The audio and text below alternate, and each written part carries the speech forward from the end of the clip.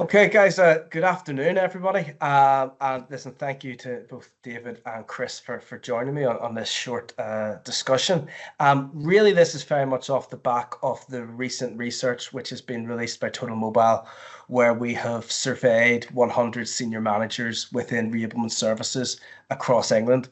And what I really just want to try and do over the course of this is give David and Chris the opportunity to reflect on some of those results and also maybe potentially add some of their own commentary to how this maybe is shaping up and how it looks in their own working lives. But before I really do that, David, Chris, I'll just give you the opportunity to give a quick introduction to yourselves. I'm David Rue. I'm the Group Manager for the Maximising Independence Service in Nottinghamshire, and that includes our 4 Reablement teams. Thanks, David. Yeah, and so I'm Chris Hornung. So I'm the Managing Director for Public Sector here at Totalmobile, and obviously care and reablement very much sits in my patch. Lovely. Thanks, guys. So just to set the scene a little bit, the research that we undertook was really trying to kind of satisfy 2 main objectives. The first one of those was to look at the current environment in which reablement services are being delivered in, and then also to look at the current usage, impact, and views towards technology in across the service area as well. First question I think we can really get into here, guys, is where we asked the respondents to identify what they believed were the main challenges that they're currently experiencing while delivering services. But really, I think one of the things that really strikes me with regards to this question was the diversity of challenges which are currently being experienced, and the fact that not only are the challenges diverse, but the frequency of them being experienced as well. We only allowed people to pick 3 responses whenever they were filling out this question, and as you can see, the frequency of all these challenges have been selected, readily. But let's maybe just look at the top 3 here, because there was a top 3, and the top 3 were being the challenge of insufficient timely feedback from the frontline staff, staff churn and associated costs of recruitment and onboarding, and finally challenges to service quality, which is amplified by the lack of capacity. And maybe we can take one of them at a time, and we'll start with the first one. And David, we'll maybe go to you with regards to this. The whole idea of insufficient and timely feedback from frontline staff, that was essentially identified as the #1 challenge within the marketplace. Is that something that resonates with you? Is that something that you would agree with?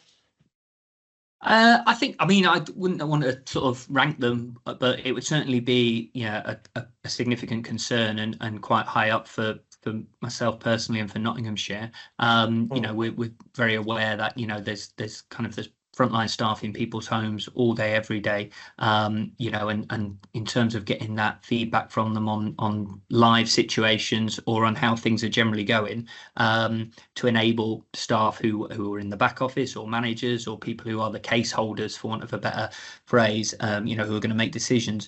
The gap between that feedback coming back is a significant hindrance to sort of making decisions and being able to move things forward. So yeah, I would certainly agree with it. It's very common. I'd imagine it's common everywhere. Yeah, and Chris, I imagine that reflects with you as you're out speaking to multiple different reablement services providers. That is the flow of information, something that seems to be commonly brought up. Yeah, definitely, Simon, and I think. Yeah, interestingly, I think when I look at the responses, you're right. There's a breadth of responses here, but I think you can sort of group them into 3 areas, which I get a lot of feedback from on customers, and that timely feedback is one, and you can see that in the results.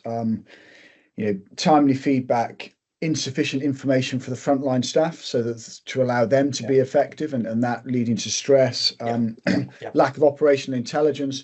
These are all about a lack of real-time information. I think there's another big factor that comes out in here, which is about capacity. So big pressures on capacity. Growing capacity, growing demand on the service means there's not enough capacity. That lack of capacity puts more pressure on individuals, so you see more churn, and then you see an issue around service quality. And then probably the third area that I'd kind of group these into would be around discharge. So again, we saw a number of respondents about discharge, growing pressures around speed of discharge from hospital, needing to drive more discharge from hospital. So I think there's a range of answers, but I almost roll them into those three categories, which I hear from service providers on a regular basis when I'm out meeting customers. Yeah, definitely. Yeah. David, if we go back to the whole point about kind of inefficient, timely feedback, one of the questions that we did ask was, is there often a delay in updating the service user's record after a visit has taken place? And essentially 43% of our respondents identified that there is a delay in over half the cases that they undertake and ultimately updating the service user's record. Can you give us a little bit of an insight into what impact does that ultimately have on the service, that delay? I mean, I think it depends on what the information is that's delayed in getting back to to the work. I mean, one of the kind of, I would suggest there's it's potentially a some of the impacts could be that we commission more capacity to that individual than is perhaps indicated, and therefore that capacity is not used as appropriate as it could be. It could be used to facilitate someone else coming out of hospital or to do something else with.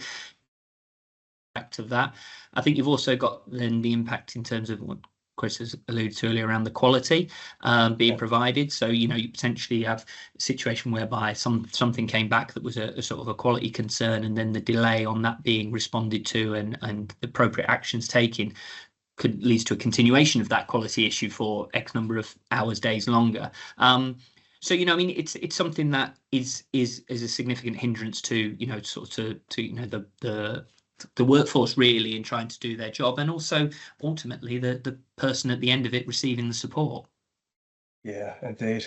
Chris, you touched upon capacity, very much being a major theme which came out in the research, and I think one of the things that maybe surprised me a little bit was the overwhelming dependency that there seems to be on agency staff.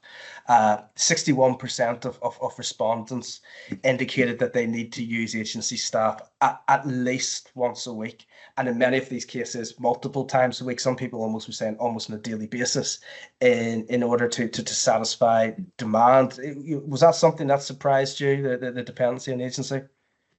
No, I don't think it's something that surprised me. I'm conscious that services are running, absolutely at capacity, and one of the challenges we've seen in acute hospitals and made the headlines about ambulances queuing up outside A&E is that flow through acute hospitals to allow patients to be discharged. I think the current metric is something like 1 in 7 people on a medical ward in an acute hospital are medically fit to discharge. It's just about being able to provide them with the right package of care.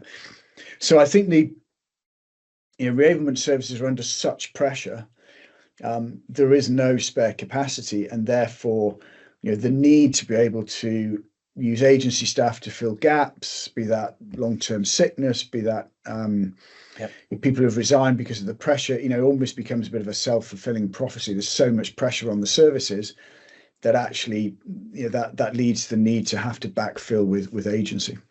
Yeah, and David, Chris, I think you kind of alluded to it there. Agency staff across the health and social care space is something which tends to be incredibly high profile. You do see lots of news articles around it, but they tend to always focus on cost and the cost of agency staff and the likes of that as well. But aside from obviously the cost implications, as a provider of reablement service, is there any other kind of impacts that agency staff has? Because clearly these are people which maybe aren't 100% up to date with your processes and ways of working. So do you see any wider impacts than just the cost that they incur?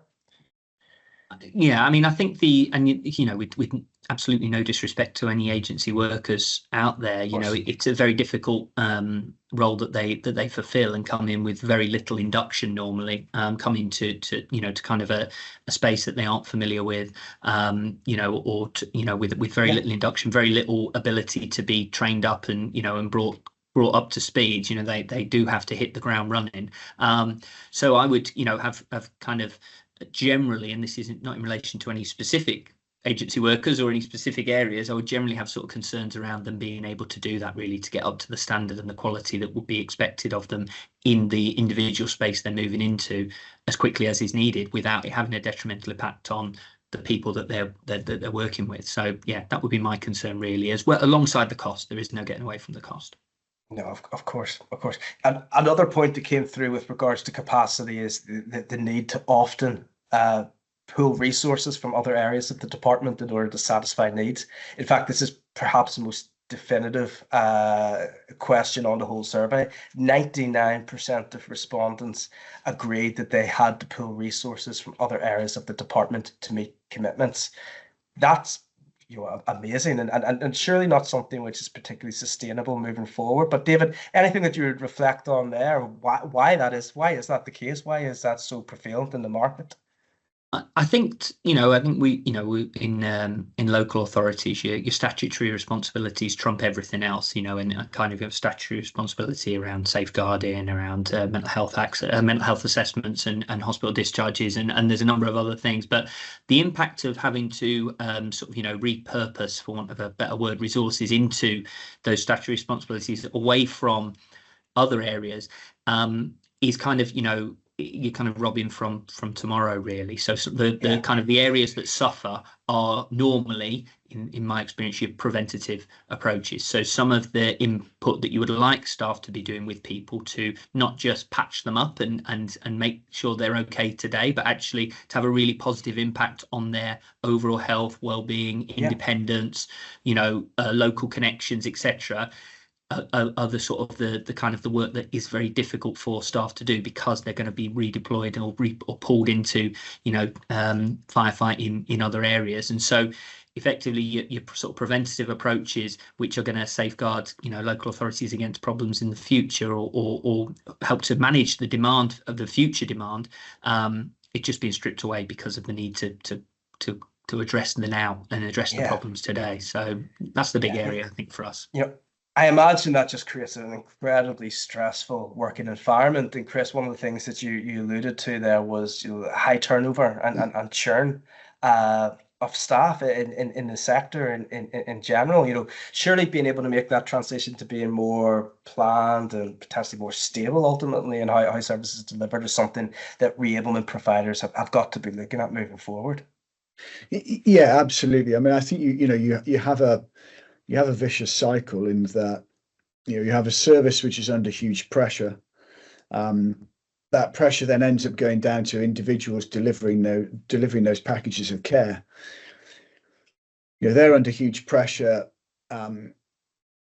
and from a work-life perspective, that just drives more churn, because people end up leaving the service because it's not sustainable, or they're feeling the pressure is too high.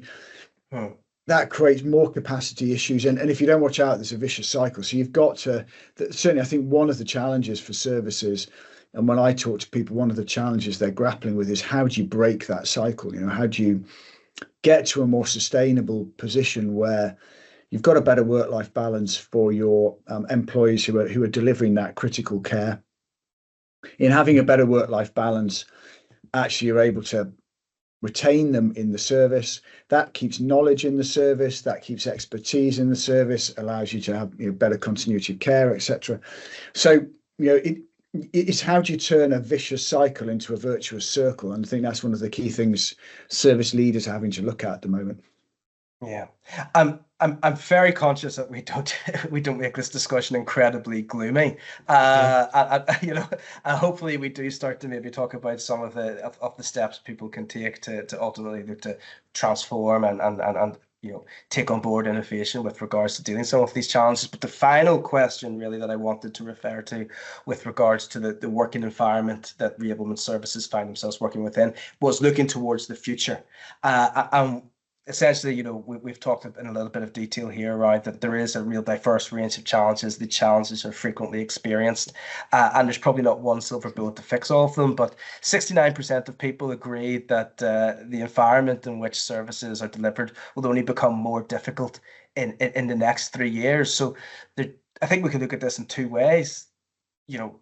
Okay, yes, more challenges to come down the road, but it also maybe puts a little bit of a emphasis on the need to proactively go out there and look to change ways of working to ultimately deal with this, because it's not going away. David, anything you want to touch on upon that there? No, I mean, I agree. I think we have to frame it as if we do nothing, then these issues and are gonna become even bigger than they already are, because the demand is going to continue to increase, and that increase in terms of the volume of people needing support, but also, and I don't like to refer to people as complex, but the complexity of the individuals who need support. So I think it's absolutely right that we must do something. And for me, in terms of trying to, as you said, trying to not be too gloomy and trying to take a sort of switch to a sort of solution focused approach, I think in the short term we've got to look to kind of analyze anywhere where we could put in a tech or a kind of a virtual solution. We've got to be open to the discussion around that, so that when we are when we are sort of committing people to people facing roles, we know we've explored all other options before we do that, and so that we are not using our staff for admin tasks. We're not using our staff for any of those sorts of manual tasks, if you from the phrase, really. We're getting absolute value out of their input and their expertise and their skill set. Yeah, I think that's maybe a really nice opportunity, David, to provide you the chance to maybe reflect on some of the work that you're currently doing within Nottinghamshire, particularly with regards to Totalmobile. So before we talk about the views of technology in the marketplace in general, could you maybe give us a very, very quick overview of the work that you're currently doing with regards to Totalmobile? Yeah, absolutely. I mean, so we've adopted sort of a CareLink solution. And the kind of the very quite basic business case for that was, we're quite a large rural county. There's lots of travel time involved. In our current method, we have in our current sort of working practice, we have notes in people's homes that our staff, when they visit, they fill in kind of with pen and paper. So if you're the sort of the occupational therapist or the social worker or whoever back in the office, unless you speak to that staff member on the phone, you only get that feedback when you visit, and you can read through the notes in the person's home. By adopting care, and also, sorry, at the end of our input with people, we have to transport those notes to back to the office. We have to scan and upload them, and so it just felt like those were areas where we could be more efficient, and sort of by adopting CareLink, what we'll be doing is we'll be recording those notes digitally. So if I'm the occupational therapist or social worker back in the office, I can see in real time what's happening with Mrs. Smith's visit this morning, Mrs. Jones's visit at lunchtime, etc. I might be able to tailor my visits accordingly to the people who would need my support the most, or the people who perhaps might not need a visit. A phone call might be adequate for that person. So we think that'll obviously generate an efficiency in terms of being most targeted with our occupational therapy social worker resource. But also then we're going to reduce that travel time at the end, and we did a sort of a time and motion study which evidenced that we'd be by adopting CareLink, we'd be an hour better off per person. Yep. If you've got 3,000 people go through Reablement every year, 3,000 hours, it does add up. So that kind of the business case for why we did what we did. And we're hoping that there'll be other benefits that we not get into the detail of it, but there's lots of other benefits to CareLink as well. But they were the kind of the two key sort of components of our business case to adopt what we did. Yeah, Chris, anything you want to add to that? Yeah, there's an interesting area linked to that, Simon, that we're working with David and with some other local authorities on, which is really to look at if you've got those notes digitalized, how do you better manage the goals that you're trying to achieve through that reablement process? And again, to sort of oversimplify it, there's a potential at the moment, if you're paper-based, and it comes back to that whole point about real-time information. If you're paper-based and therefore not getting real-time information, you may establish a package of care for somebody for 6 weeks, and that package of care remains for 6 weeks. I think, as David's touched on, if you've got real-time information flowing back, that allows you to evaluate that package of care real time and to evolve that over that period. So as David's touched on, you may in weeks 5 and 6 go from 3 visits a day to do 2 visits a day and a phone call. So you're still getting those 3 touch points, but you make one of those touch points a phone call. That suddenly frees up more capacity to be able to enable more discharges to be dealt with, more people to be managed, and takes a little bit of that pressure off the service back to that working life balance and reducing the stress loads. So that's an interesting example of where we're taking input from David and from other local authorities to say, actually, how can we help with that process? How can we help people better understand the progression that's been made with people receiving care, and therefore modify that care package throughout the time in a real-time way, which I think is a way of really helping to crack some of the challenges around capacity and really give a service with the same number of employees greater ability to take people through that process. Yeah.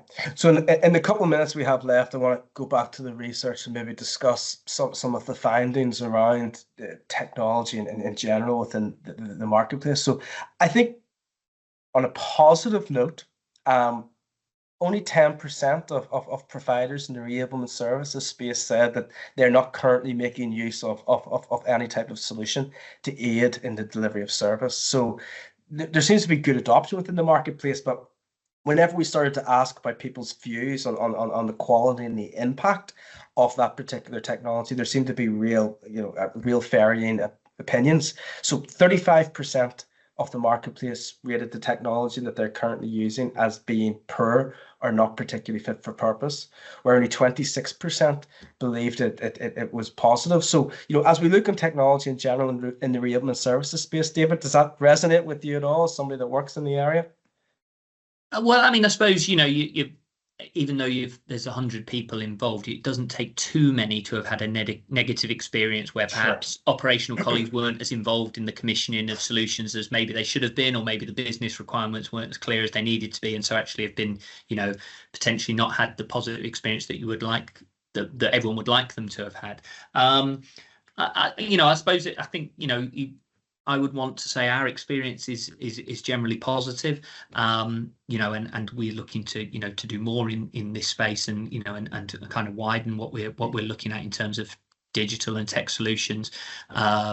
So I think for us, we would be ones who would provide some positive feedback around what we're doing and what we're hoping to do. And I would say, it's not my place to say this, but if you are another area who haven't had a positive experience, I would say, go again, try different. Try, maybe speak to commissioning around a slightly different approach or whatever it might be, because I do think this is the kind of the option that we have to pursue, in reablement anyway, to kind of manage the demand that we've already talked about. And Chris, on that, do we find whenever we, engage with reablement service providers at the start that often they already do have a system in place, which maybe is just not providing the benefits that they had hoped for? Yeah, I mean, we do still see services that are using little technology, but often they are using a technology solution, and it's probably not delivering their needs. I think one of the key things in that for me, and when I thought about this research, is that the demands on the service are constantly changing, and therefore the technology needs to evolve. And I think this is one of the I touched back to that discussion we had earlier about goals. One of the things that I'm always pushing, ourselves as an organisation, is we have to keep evolving the technology. You can't just take it, implement it, and say, there you go, that'll do you for 10 years, because the service evolves and changes.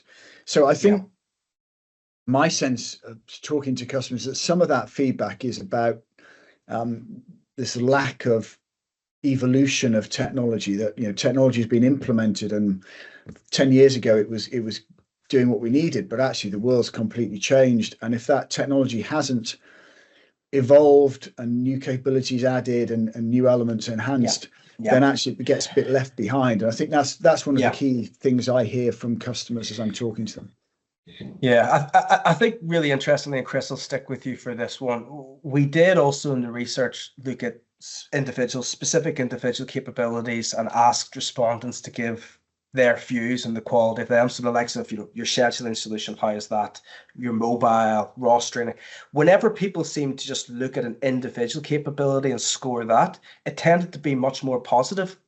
On whole, on average, about 60% of people would have scored the individual capabilities being good. But whenever they reflected at their tech landscape as a whole, it tended to be much more negative. Is there something in there with regards to just the integration and the holistic nature of the technology, and the fact that people really need to look at the complete tech stack and make sure it's delivering benefits instead of just getting kind of, siloed into single purpose technologies? Absolutely. And I think, again, this probably goes back again a bit to that sort of historic piece of people have historically picked an individual element. That's been quite positive. When you then ask them the question about the overall capability, actually that's not great, because what they haven't got an integrated solution, or they've got components that aren't talking to each other.